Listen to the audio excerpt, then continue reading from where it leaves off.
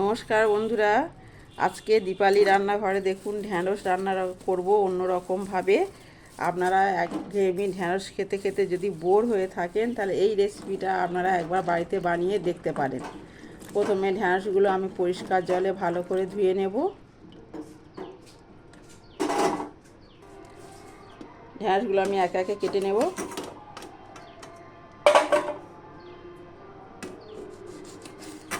দেখুন এইরকম ছোট ছোট করে আমি কেটে নেব।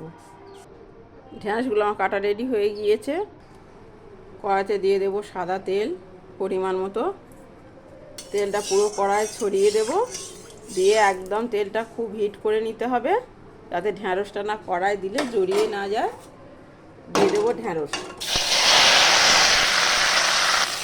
আমি ভেজে নেব। দিয়ে দেবো পরিমাণ মতো হলুদ, লবণ পরিমাণ মতো। তুলে নেব, এরকম হালকা ভাজা থাকবে। এবার আমি সবগুলো তুলে নেব। দিয়ে দেবো কালো জিরে, দিয়ে দেবো দুটো শুকনো লঙ্কা চিড়ে, দিয়ে দেব রসুন কুচি। রসুনটা একটু লাল লাল করে ভেজে নেব। রসুন ভাজতে ভাজতে দিয়ে দেবো পেঁয়াজ কুচি পরিমাণ মতো। এখানে আমি দুটো পেঁয়াজ নিয়েছি। পেঁয়াজ ভাজতে ভাজতে টমেটো দিয়ে দেবো। টমেটোটা একটু বড় সাইজে টমেটো নিয়েছি। টমেটোটা গলার জন্য দিয়ে দেবো পরিমাণ মতো লবণ। দিয়ে দেবো ডিম ভাঙা।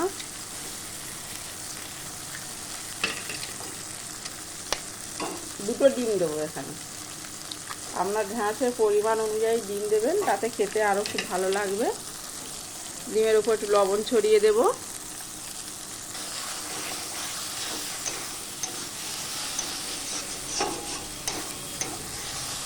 একে একে আমি সমস্ত মশলাগুলো দিয়ে দেব। লঙ্কার গুঁড়ো, হলুদ গুঁড়ো, দিয়ে দেবো কাশ্মীরি লঙ্কার গুঁড়ো, জিরে বাটা। জিরেটা আপনাদের গুঁড়ো জিরে থাকলে দিয়ে দেবেন। এখানে আমার বাটা ছিল বলে আমি বাটাটা ব্যবহার করেছি।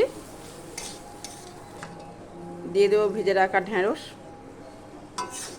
দেখুন এর নাম ঢ্যাঁড়স, কিন্তু এর সাজাতে আপনি যদি ভালো করে সাজান কত সুন্দর দেখতে লাগে। দেখুন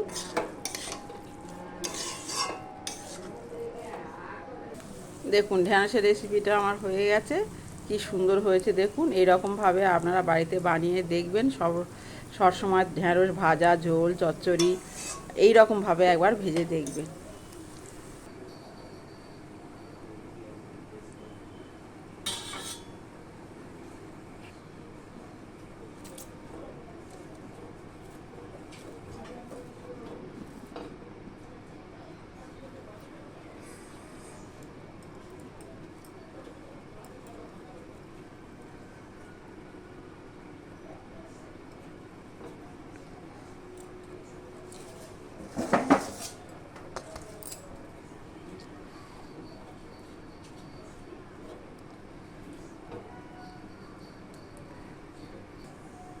আহা, কি সুন্দর টেস্ট।